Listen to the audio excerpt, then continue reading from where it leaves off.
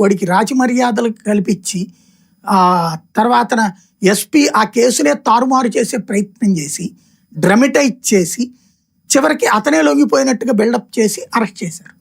తర్వాత ఆ పార్టీని సస్పెండ్ చేయడానికి కూడా 2 నెలలు ఏమో పట్టింది. It is purely utter failure of political administration అక్కడ వైఎస్ఆర్ కాంగ్రెస్ పార్టీ.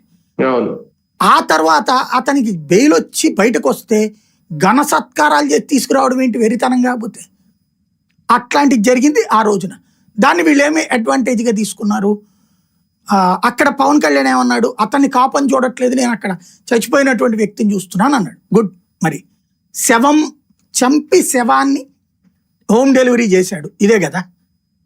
అక్కడ నువ్వు కులం చూడట్లేదు కదా, ఇక్కడ మరి ఎందుకు కులం చూస్తావు? సాయి కృష్ణ తంతుల్లో నువ్వు నా కులపోడైనంత మాత్రం నా రౌడీ అయితే ఎందుకు మాట్లాడతావు నువ్వు? అక్కడ శవం అన్న దొరికింది, ఇక్కడ బూడిద కూడా లేదే, శవమే లేదే. కేసులు ఉన్నాయి, కేసులు ఉన్నోడు నేరస్తుడైతే కనుక మొత్తం ఎమ్మెల్యేలందరినీ ఉరితీస్తారా? ఎన్కౌంటర్ చేస్తారా? ఇలాగ తీసుకెళ్ళి తగలబెడతారా? చేయకూడదు కదా. అవన్నీ విచారణలు ఎదుర్కొంటున్నారు కదా కేసులన్నీ కూడా. ఎమ్మెల్యేల మీద కేసులకి సంబంధించి లేవా? మాజీ ఎమ్మెల్యేల మీద లేవా? ముఖ్యమంత్రి ప్రతిపక్ష నాయకుడి మీదనే కేసులు ఉన్నాయి కదా. ఏం చేస్తున్నారు వాటిట్లలో? యాజ్ పర్ నామ్స్ అయితే వాళ్ళు దోషులే కదా. శిక్ష పడ్డాక వాడు ఈ కేసులో